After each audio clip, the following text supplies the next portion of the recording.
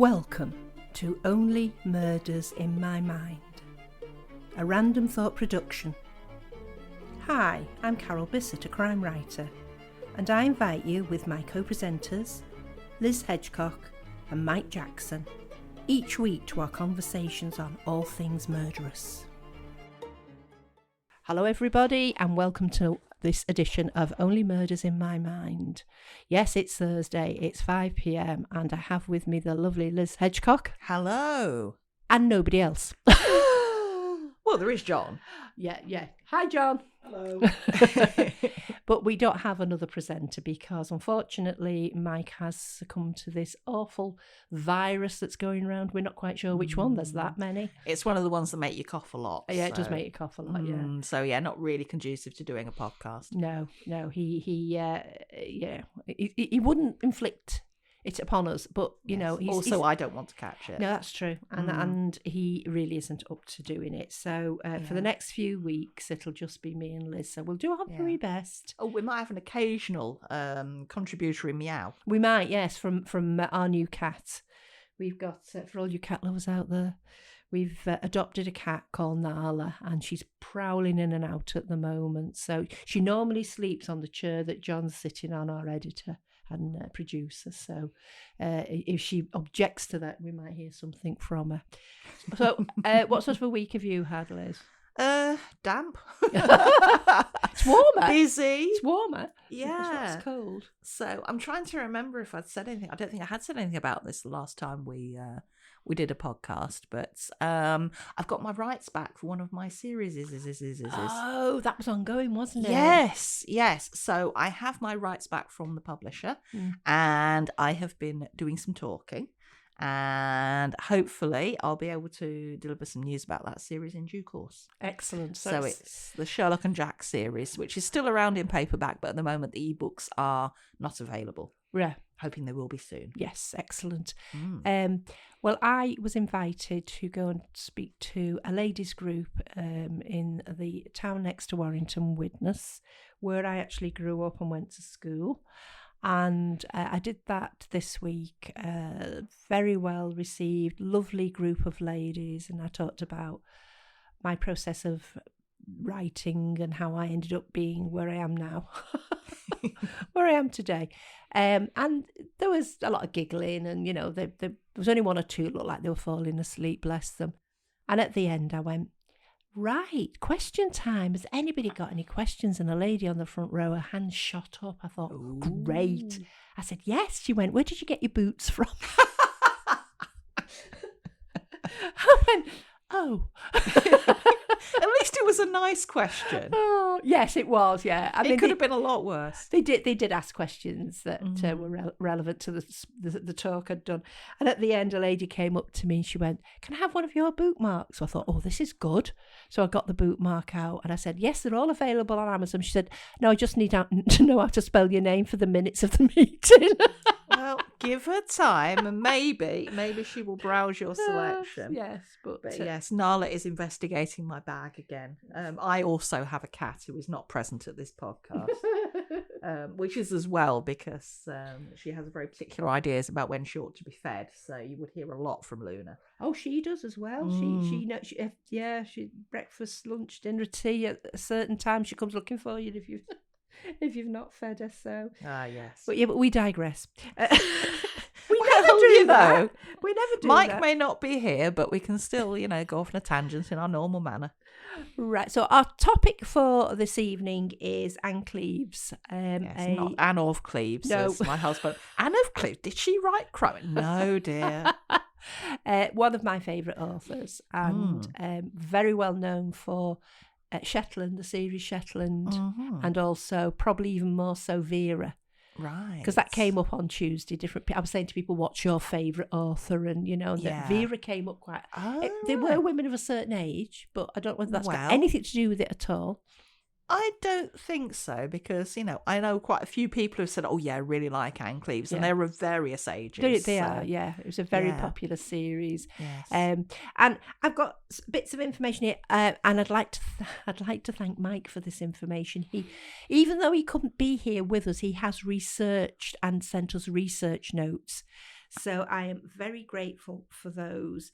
And he admits he hasn't read much of her books, Ann Cleaves' books, but his wife is a very big fan. In fact, she actually emailed Anne because she wanted to know why the books were different from the TV series. And lo and behold, she got an answer from her in detail as well. Ah. So, it's excellent. It's not because you don't expect it when somebody's really like famous and they're best-selling authors. You really don't expect them to respond to emails, but she did. Yeah, it's up to the TV company how they produce the story, and that the books don't always run parallel with the. Well, we know that from other crime stories. And I suspect there's all sorts of factors, like something that you can probably do quite easily in a book. Maybe they don't have the budget, or they can't actually do it in that setting, or they can't get filming permissions, or maybe an actor's just not available and they will be later on, so maybe they sort of switch something round. Yes, it's and as I say, once you've signed your rights over, most authors don't have much say in what the final product will be, unless you're J.K. Rowling, of course, and then that's a different story. Yes, but one of the things I didn't know about Ann Cleaves, and I didn't know a lot about Ann Cleaves, I ought to have read some Ann Cleaves, and I will put my hand up now and say that I haven't, but I do need to. One of the things I didn't know was she was basically like a 20-year overnight success. Oh, well, yes, I read that somewhere, and I didn't know that until I read Mike's notes. So explain where that came from. Okay, well, her big break, in that sense of things, was when a TV producer found one of the Vera books in a charity shop. Obviously really enjoyed it, and then optioned the books for TV. So The Crow Trap. Yeah, that's when the Vera Stanhope books turned into a series. And obviously helped the books to take off as well. I mean, I think, the books had obviously done okay because they were well read, weren't they? Yeah. I remember reading The Crow Trap, and this, I realise now why there was nothing about Vera for a good part of the book. Because obviously I was expecting her to be in it from the get-go, but she was introduced about halfway through to try and add more depth to the whole story. And I don't think Anne expected her to then take off the way she did, but obviously people like the idea of Vera because she was an older woman. She was very set in her ways. She wasn't really that good with people, but she did have a soft side. Right. If somebody was upset, sort of thing. But she had many facets, did Vera. I mean, going back into Ann Cleaves, sort of what she did in her early years, she had various roles, like a lot of writers, and she was a childcare officer, leading a woman's refuge. She served as a bird observatory cook. And her husband was an ornithologist. Well, one of the Shetland books is about a bird watching site on one of the islands off Shetland, and there's a murder there. So these are things I didn't know about her. Yeah, it's amazing what you found out. One of the reasons why she started writing was because some of these were quite solitary. Yeah, she was on her own. She was on Hilbury Island for one of the jobs because she'd started an English degree, but then she just dropped out and took this series of quite unusual jobs in many ways. Yeah. But have you been to Hilbury Island? No. Is it very small and isolated? It is very, very small. You can walk to it. Oh, right. But you have to time it with tides. Do you know Hoylake and West Kirby on the Wirral? Yeah. Yeah. It's one of a set of 3 islands, and you can get to it from West Kirby if you time it right. But obviously you have to time it right because if you pick the wrong time of day, either you can't get to it, or once you get to it, you'll be stuck there until the water goes down again. So you go over the sands. Yes, to get you to do. It. And are the sands firm? Yes. Because when I lived in Cumbria, we used to walk I'm trying to think what it was now. We used to walk around the coast, and we had the Queen's Guide to take us. because there were lots of sinking sands. And he used to go, I mean, he knew the very dangerous places, but before each guided walk, he used to go around, put a pole in the sand so that he knew and we knew where we could and couldn't go. They were interesting. So I was just thinking, that was nice firm sand. She wasn't going to disappear under it. That's all right.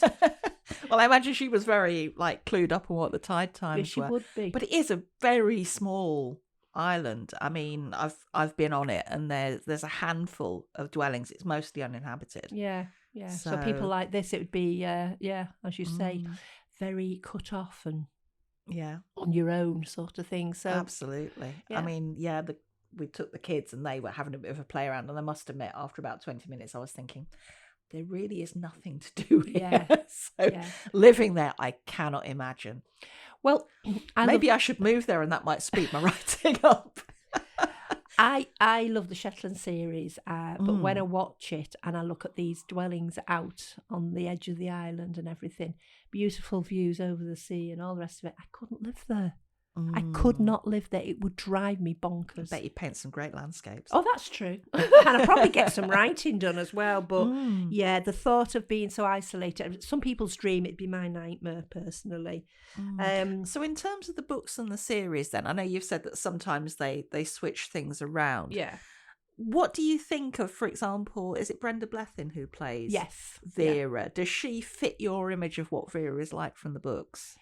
Yeah, but the thing is, I saw Vera before I started reading the books, so that was already in my mind. But I think whoever cast her had it. You know, when you read the characters, what she was like and everything, whoever cast Brenda had it on the nail. They really did. She was so good, and a team were a bit scared of her, to be honest.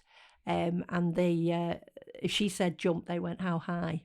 And she had, in the book, she only ever had one sergeant. They changed it in the series because obviously that actor, the first actor, went off to do something else and came back towards the end of the series. And if you heard a thud, that was Nala, by the way.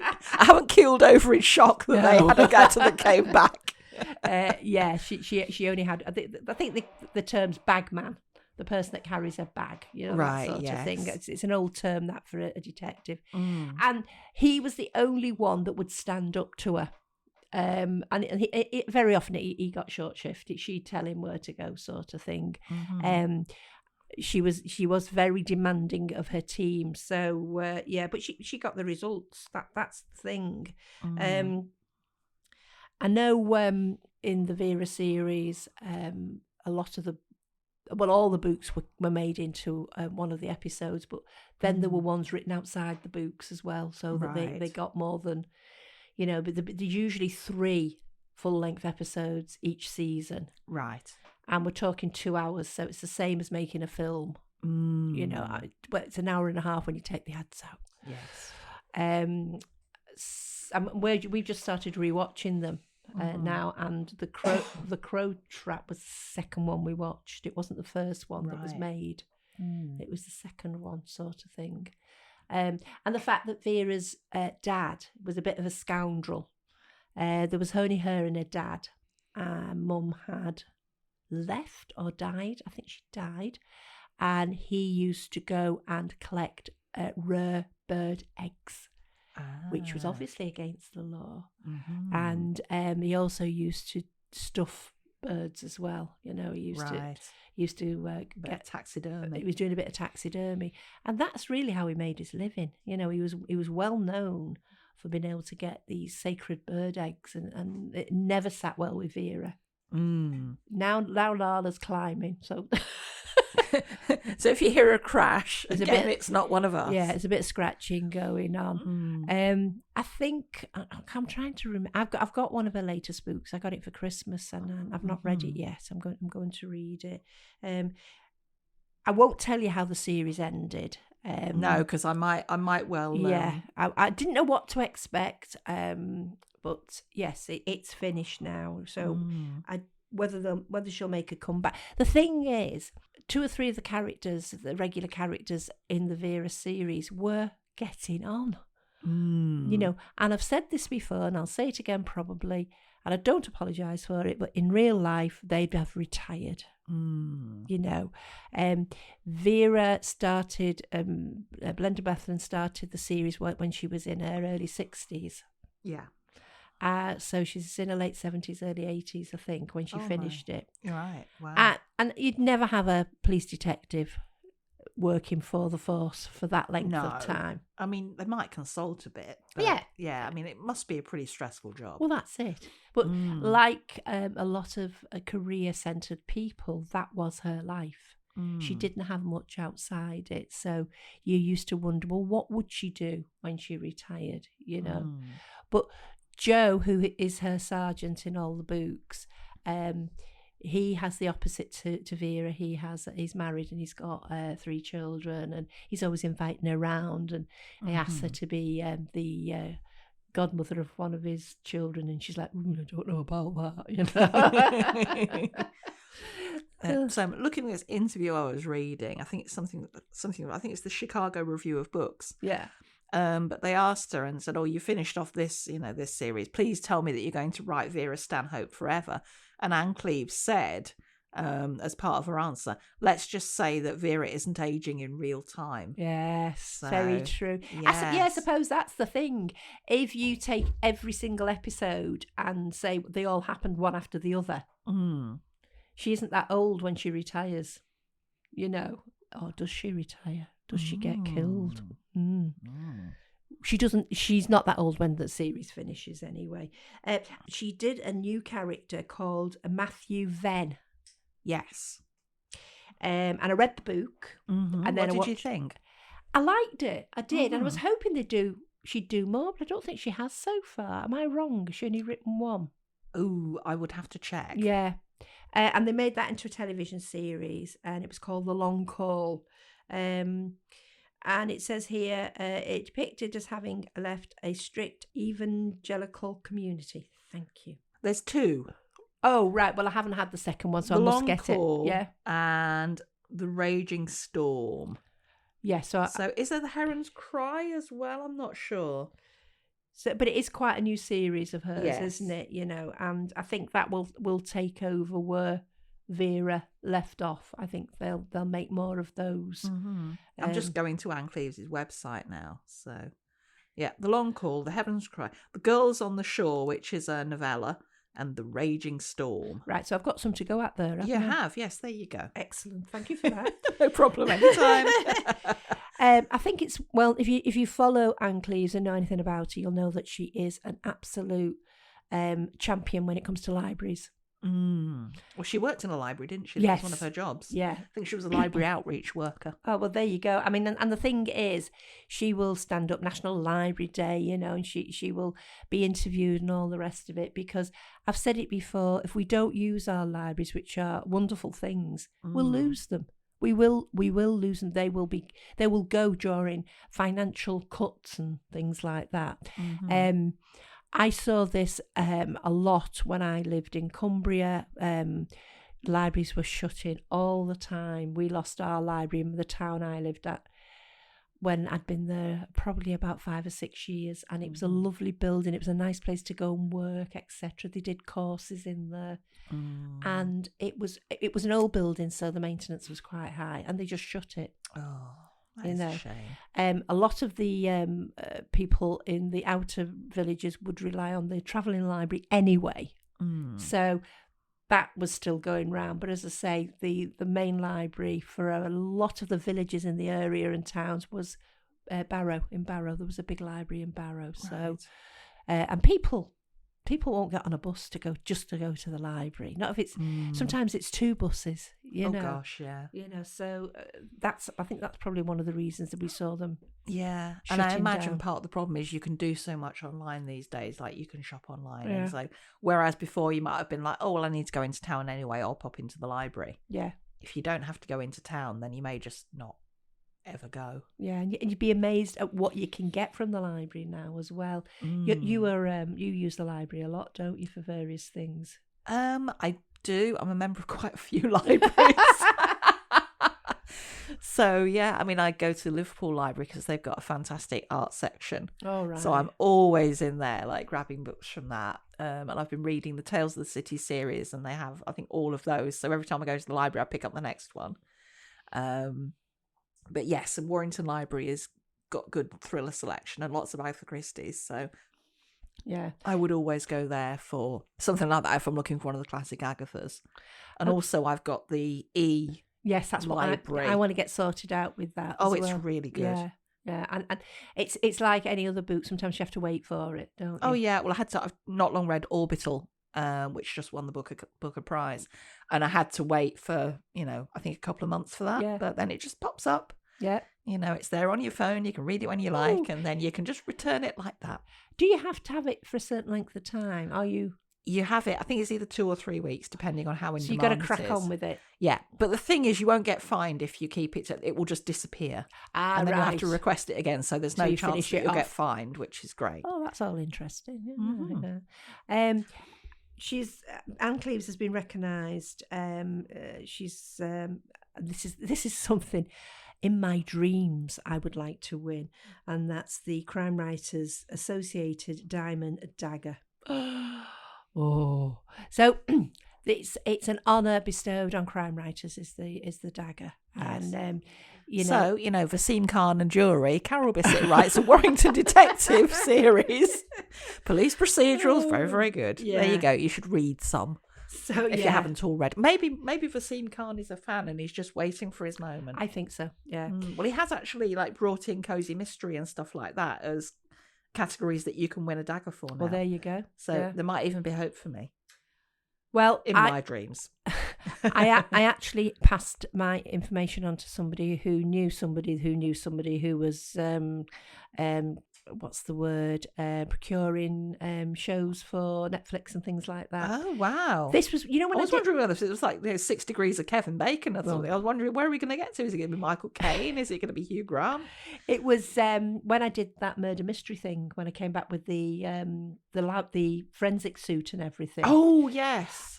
Never heard anything. Don't think I ever will. But I am open worth a try. I'm open to bids if Netflix or Prime want to make a series out Sometimes of it. you just got to fling that spaghetti at the wall and see what happens. See what sticks. Yeah. Mm-hmm. And she's also got the Order of the British Empire, which she got in 2022. So that's only a few years ago now for her services to. But it just goes to show, even if you are traditionally published, sometimes it takes a while to.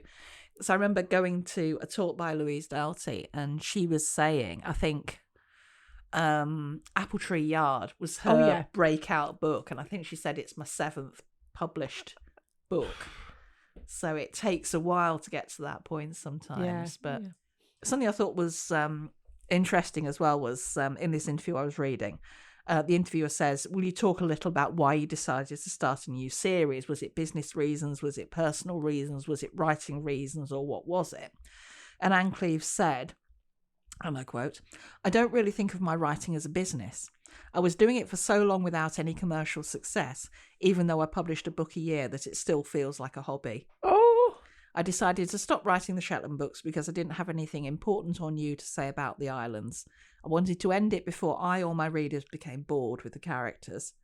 I would struggle to write just one series. I love the sense of returning to a place I've not visited for a while, so I had to find a new character and a new location. Yeah. So, and it is nice to think of someone, who, partly thinks of it as a hobby, but also I think has the kind of hopefully good relationship with her publisher that she can be like, right, I'm going to write a new series, and they're not going to say, no, we just want 15 more Vera books, please, one year if you don't mind. Yeah, because they could have done that, couldn't they? And I must admit, when you're watching the Vera series, it come across that she does know an awful lot about ornithology, and she got interested because of her husband. Yeah, but... well, yeah, and the fact that she the remoteness of places is very often in. Vera lives way out in a little. I think there's 2 houses next to each other, and there's nothing for miles around. There's her and a couple of neighbours. I think they're renting off somebody.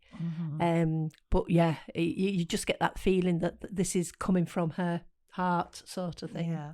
Well, The Guardian apparently called her the best living evoker of landscape. Oh, yeah. Would I you agree say with that's- that. Yeah. So what does Ann Cleaves do in her books? It's the Northumberland coast, Right. which is absolutely beautiful. Hardly ever in Newcastle. Right. Okay. You know, they do occasionally flit in and out of Newcastle, but most of the time they're out in small towns, small villages. They're out sort of I wouldn't say the downs, but they're out in the countryside, and there's nothing for miles around. Yeah. And you do get that feeling that people are very sort of parochial, and you know they're all like backing each other up, and it's a bit like, you know, what's that thing that they burned, I'm going to say straw dogs then, but that's not what I The mean. Wicker Man. Thank you. Yeah, That thing that they burned. that big statue that they burned. Right. Yes. But yes, it's and sometimes it's a little bit. I think that evokes danger because it's a small community very often, and there's a threat within that community. You know, yeah, and it's a bit worrying. Yeah, somebody stood on the shore at night and it's dark, and next minute thud. You know, they're I'm in not the sure I water. want to read these later. I might get worried. But she actually got her OBE for services to the libraries. It's not to do with her writing; it's to do with the fact that she's, you know, as I say, she's been a spokeswoman for libraries for a long time. But I thought reading about her. Thank you, Mike, for all this information, by the way. I mean, having read most of her books and watched all the Vera series at least once, if not twice, I know about that series and the characters and everything. But this background information was really interesting, and it does make more sense now when I look at her work, why she wrote what she did. Yeah. So I'm someone who hasn't read any of it. Where should I start as a new reader? I think probably with the Crow Trap. The Crow Trap, right? Yeah, Okay. I think if you read that first, Right, I shall put it on my list. It sets the scene for further books. I mean, they're all standalone books, like a lot of her books. But I think because you like to start a series at the beginning. Oh, I You're absolutely not like me. do. I do not read out of order. No. If the book's not there, I will wait until it becomes. Even if that's going to take years, I will still wait. Yes. Whereas I will see a shiny new book being advertised by an established author and go, ooh, that sounds good, read it, and then go, oh, why didn't I read all the others first? I read the Mark Billingham books to start with, and then I did go back to the first one and started reading through and really enjoyed them because what I really dislike is if there's a book and it doesn't say it's part of a series, and only later do you find out that was actually in the middle, and you're like, why didn't you tell me? Because I would have started at one. Well, I mean, some of the ladies on Tuesday night said, do you have to read these books in order? And I said, you don't have to, but there is a fine thread that weaves its way through with the characters. So to keep up with their progress or decline. Naming no names. It helps if you do read them in the right order. But they are all individual stories. Yes. So, right. I think we've covered Ann Cleaves. We've done it, haven't we? We've sort of said a lot about her, but as I say, I certainly have a better idea of what I'll be getting when I delve into one. So that's great. Thank you. So I'm looking forward to reading the book that I got for Christmas, which is on. I don't even know what it's called. I must have a look. I mean, when I opened it on Christmas Day, I went, "Oh, brilliant! A new Vera book, sort of thing," and then I put it in my bookcase. And I haven't looked at it since. And of course, on Christmas Day, I get so many presents. I can't possibly remember everything. Indeed. She has a room devoted to them. What's it like on Christmas Day in our house? My daughter takes over. We all have to open our presents individually so that the rest of the family can see what it is. It and sounds who like bought my younger it. son. You have to go round. Yeah. You can't just all dive in and grab your presents. There's none of that. It takes us hours, doesn't it, John? It takes us an hour. An hour. Just seems like hours. But that's literary license, John. Just let us have it. Okay? Yeah. So thank you very much for listening. Thank you for listening. Hope you enjoyed it. Yes, and we will see you all at the same time next week. Bye for now. Bye. You have been listening to Only Murders in My Mind, a Random Thought production, produced by John Bissett. The music in Peril was composed and recorded by OM Studio Strings.